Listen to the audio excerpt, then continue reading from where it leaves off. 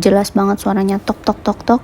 Yang ada di benak aku itu, pikiran aku itu, aku mikirnya suara tersebut itu dari binatang cicak, yang mana aku mikirnya lidahnya cicak yang matuk-matuk kardus gitu.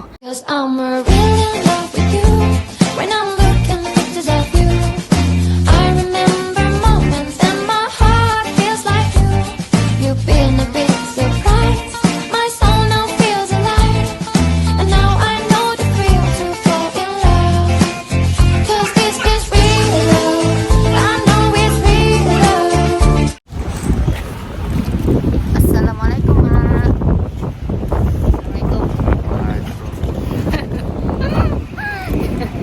Halo Mas, Assalamualaikum. Sian kabare. Sabare. Tachahao. Dadah. Nunun Nalan. mau lihat ikan. Mau lihat ikan. Yuk ikutin yuk. Mak, Ikutin yuk. Yuk.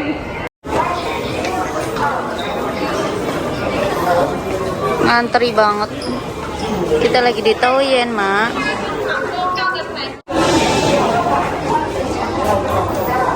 Oke, Mas, sebelum aku cerita, jadi aku mau jelasin dulu kalau tempat ini ada di daerah Taoyuan, namanya X-Park ya. Barangkali teman-teman yang tinggal di daerah Taoyuan boleh bisa ngunjungin gitu.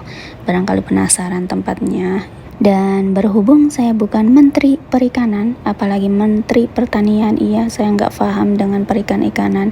Yang saya tahu ikan tongkol, ikan asin, sama ikan petek. Petek apa bahasa Indonesianya? Ya kayak gitu. Jadi aku masukin sebuah story kisah nyata yang pernah aku alami waktu aku zaman masih perawan. Dan harap maklum kalau di sini aku kadang manggil aku, kadang manggil saya.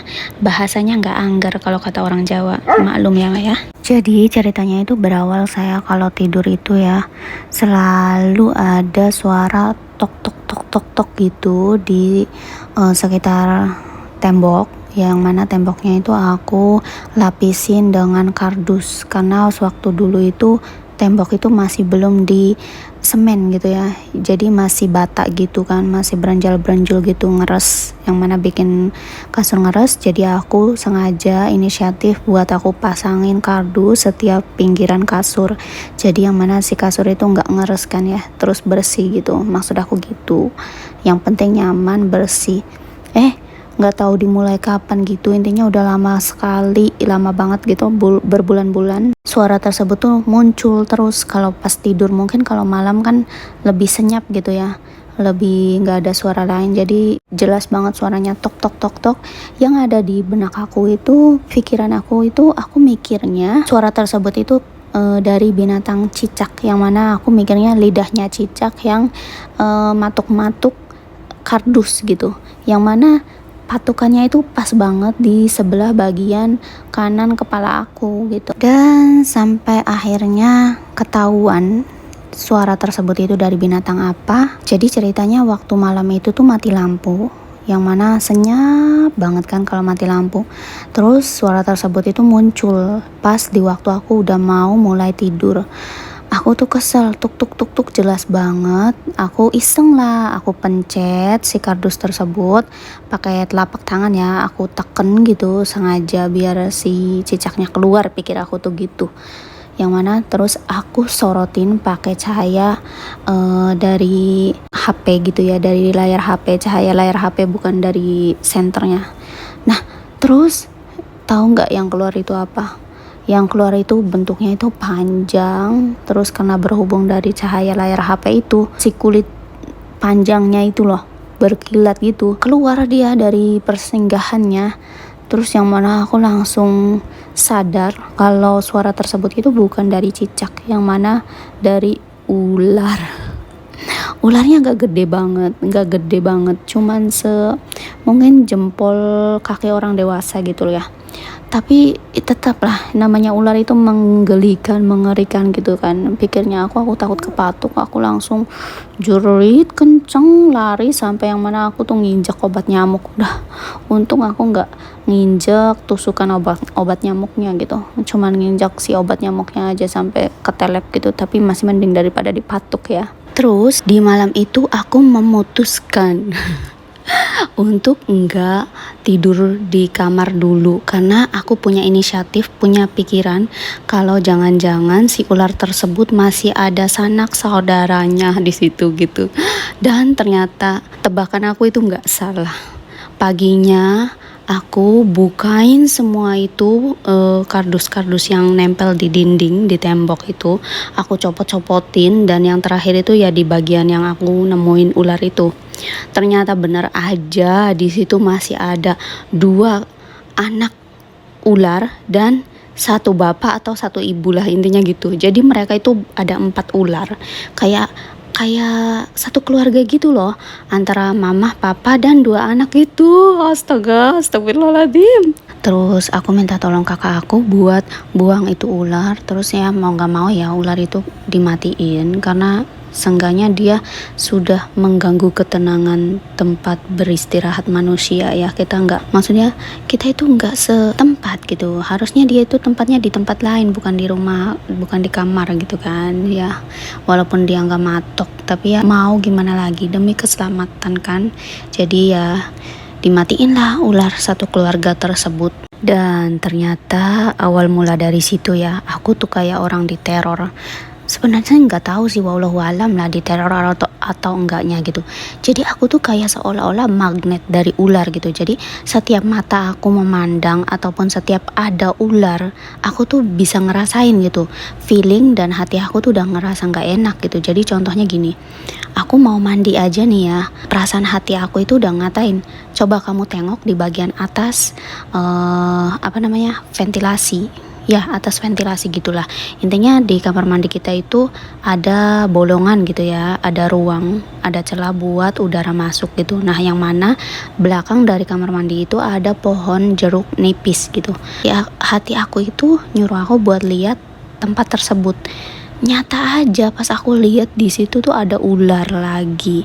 Ya gedenya juga sama seukuran kayak yang sebelumnya, terus warnanya juga sama. Dia nggak ngapa-ngapain sih, dia tuh kayak diam di tempat gitu, kayak orang tidur atau beristirahat gitulah ya. Dan pernah juga aku kan punya kebiasaan baju itu kalau habis dijemur kering itu langsung aku masukin di satu lemari, satu tempat yang mana ya emang khusus baju-baju yang belum aku setrikain, yang mana kalau ada waktu aku keluarin semua itu baju terus aku setrikain satu-satu. Nah, dari tempat baju tersebut ya, aku itu lagi ngeluarin baju, baru satu pelukan baju gitu loh. Nah, aku baru meluk baju, ngangkat, pas banget dari angkatan baju tersebut, di atasnya itu yang nggak ke bawah itu bajunya itu ya, di situ tuh ada ular. Ya lagi ngaplang-ngaplang gitu, kayak lagi beristirahat, kayak lagi berjemur gitu di bawah teriknya matahari.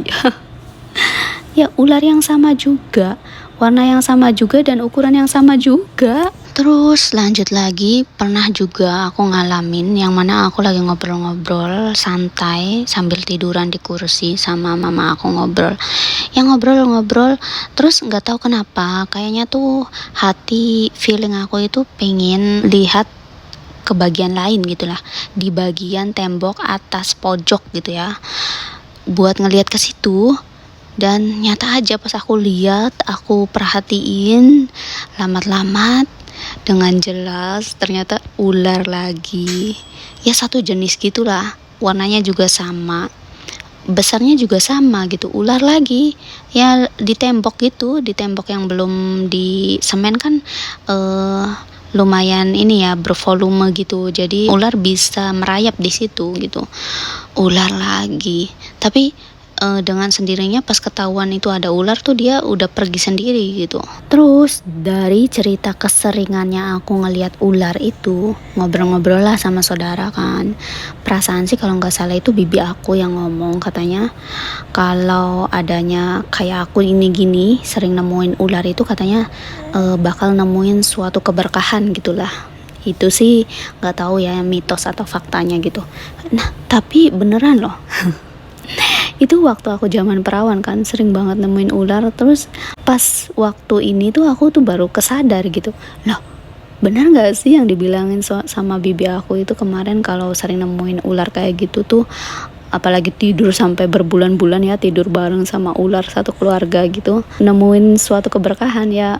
Contohnya semisal sekarang hidup aku tuh, Masya Allah, Alhamdulillah lebih baik, jauh lebih baik dari yang kemarin gitu. Ditemuin jodoh yang baik gitu ya, ya kayak gitulah intinya. Menurut kalian gimana teman-teman? Mitos atau fakta sih story aku yang sering nemuin ular, terus bahwa story tersebut tuh suatu keberkahan gitu, menimbulkan suatu keberkahan? Boleh komen di bawah. Terus barangkali ada temen yang sama pernah ngerasain tidur berbulan-bulan sama ular, boleh dong komen juga. Apa cuman aku sendiri gitu? Aku penasaran, barangkali ada temen yang satu planet yang pernah ngerasain hal yang sama. Oke mas, sekian dulu. Untuk kalian yang suka dengan sharing-sharing cerita ini, boleh dong dibantu klik tombol like-nya, juga tambahin komentarnya di bawah video ini biar aku tambah semangat. Barangkali ada teman-teman juga yang punya cerita yang sama, boleh komentar di bawah. Dan mungkin next aku juga bakal sharing hal yang lainnya, karena banyak banget sih yang pengen aku sharing sama kalian, yang nggak tahu sih itu bermanfaat atau enggak, atau receh banget gitu kayak hal yang aku ceritain tadi juga. Sekian dulu, wassalamualaikum warahmatullahi wabarakatuh, see you next video, bye bye.